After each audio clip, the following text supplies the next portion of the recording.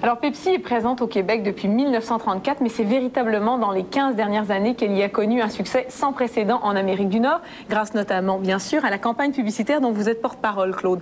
Comment est-ce que vous avez décidé de vous lancer dans cette aventure-là il y a 15 ans? Oh mon Dieu, l'amour de Pepsi, l'amour du breuvage, l'amour du goût, évidemment. Ben écoutez, comment c'est arrivé? C'est bizarre, c'est parce que, à un moment donné, ils m'ont appelé pour faire une publicité, puis dans le temps, c'était très mal vu de faire des publicités. Alors, ils m'ont fait croire que c'était pour annoncer des chips. C'est vrai. Alors, puis à l'époque, moi, je voulais pas faire de pub du tout. Ils m'ont dit, viens, tu vas pouvoir faire les pubs que tu veux. Et j'avais vu des pubs avec la gang de Monty Python, John Cleese, qui avait fait une annonce pour Kodak, en tout cas, que j'avais trouvé très drôle. Et finalement, je suis allé faire un démo, puis je vous dirai pas pourquoi, mais je suis allé faire un démo avec des chips. Et on m'a jamais dit c'était pourquoi. Et un moment, on m'a dit c'est pour Pepsi Cola. Je dis ah, étonnant. Et dans le temps, c'était un peu péjoratif, Pepsi. C'était un mot qui disait t'es un Pepsi, t'es un keten, tata. Et moi, le défi, c'était de changer cette image-là.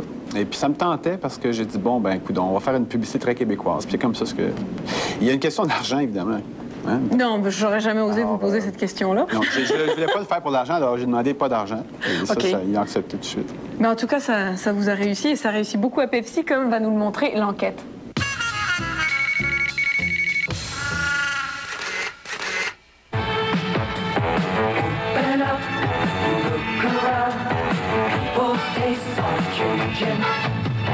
Pepsi, c'est d'abord un chiffre d'affaires mondial de 10 milliards de dollars US. Mais c'est surtout l'éternel second dans la bataille contre Coke, le leader mondial du marché des colas.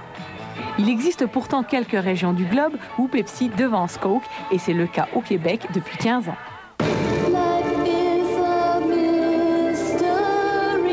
Au début des années 80, Pepsi mise tout sur les stars de la musique. Ray Charles, Madonna et bien d'autres sont les porte-paroles de la marque partout dans le monde. Pourtant, au Québec, le public ne s'identifie pas à ces stars internationales. Pepsi, sur les conseils de son agence de l'époque, décide de changer de stratégie. On a réussi à convaincre le client qu'au Québec, ce qui s'en venait très fort, c'était l'humour. Et qu'une des vedettes montantes de l'humour, parce que, bon, aujourd'hui, Claude Meunier est le roi, mais à l'époque, il commençait. C'était les débuts. Il y avait un petit groupe d'initiés qui les connaissaient, Paul et Paul, qui savaient qu'il était un des auteurs de Brou, qui avait écrit Les Voisins.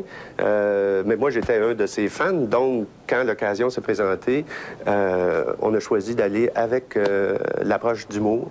Et ça a très bien fonctionné. Ici au Lac-Saint-Jean, là, c'est terrible, terrible, terrible, terrible. Les gens s'avouent beaucoup de Pepsi, surtout. Je le sais, moi, j'arrête pas d'en servir. Puis ça se comprend pas, ça. Terrible, terrible, terrible, terrible. Le tout premier message réalisé avec Claude Meunier en 1985 donne le ton de la saga qui va suivre. Homer Tremblay est l'incarnation du bleuet type et c'est tout le Québec qui rit grâce à la caricature fine et travaillée de Meunier. On commençait quelque chose. Et là, on dirait que tout le monde poussait la charrette. Là, on voulait tellement réussir. T'sais. La deuxième année, on savait que les 4 premiers messages avaient marché.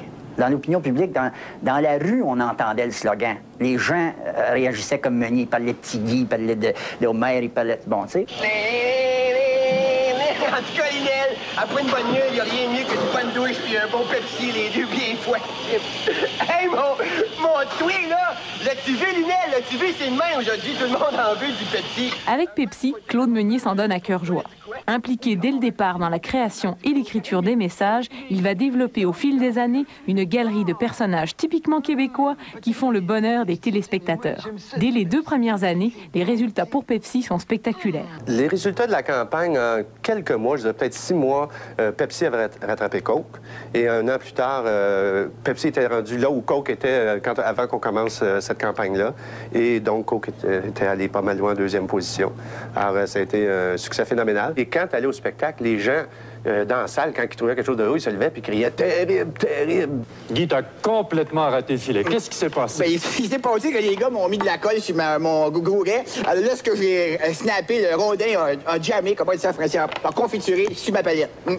Vraiment, à quoi tu penses? Ben, j'ai pensé à mon petit qui était resté sur le banc, alors je suis venu à pleine pine, comme on dit. Guy, merci beaucoup de ta visite. De rien. Pour chacun de ces messages, Claude Meunier s'implique dans le moindre détail. C'est un vrai perfectionniste qui entretient une grande complicité avec l'agence de publicité comme avec l'équipe de tournage. La façon de travailler avec Meunier, c'est il y avait un cheminement très critique. Hein? Il fallait d'abord des répétitions qu'on faisait 3 semaines avant, où là, Meunier plaçait son personnage, que ce soit au niveau du texte, au niveau du geste, au niveau des fois juste une petite réaction, quelque chose. Ensuite, il amenait les cassettes chez lui, il visionnait, il repolissait, il repaufinait tout ça. Et le jour du tournage, il entrait en studio prêt, complètement prêt. Ici, la chasse au canard, c'est bien populaire. Ça attire bien du monde, bien du canard, puis surtout, bien du Pepsi. Puis c'est ce qu'on prend pour ça. Chasse à canard, on était dans le studio G de Télémétropole avec une piscine hors terre, avec des arbres tout le tour, un coucher de soleil au fond, puis Mon-Claude avec le ouin. Ce qu'on a ri, mais ça n'a même pas de bon sens. Les équipes riaient tellement qu'il y avait des prises qui n'étaient pas bonnes. Juste parce que ça rentrait dans tous les microphones. Ils sont dans le milieu, les femmes mailleures. Choisissez une compagnie, présentez-lui un beau Pepsi. La clé du succès de la campagne Pepsi est sans conteste Claude Meunier, sa popularité et sa créativité débridée mise au service d'un annonceur qui lui laisse beaucoup de liberté. Tout le monde voit et puis tout le monde crie. Aujourd'hui, oui, c'est Pepsi. Aujourd'hui, oui, c'est Pepsi. Aujourd'hui, c'est Pepsi. Claude, qu'est-ce que ça vous fait de revoir les tout premiers messages, les vieux? Ben, ça me donne le goût de pleurer, évidemment. Oui, attendez, on va chercher les Kleenex. Je vais prendre un drap, même. Ben, écoutez, ce que ça fait, je trouve ça drôle. J'aime ça. Je peux les regarder puis rire un peu, là, maintenant, parce que dans le temps, je riais pas beaucoup quand je les voyais. Parce Non, que je les pourquoi? connaissais trop par cœur, tu sais, Ok. quand tu les as faites 2000 fois.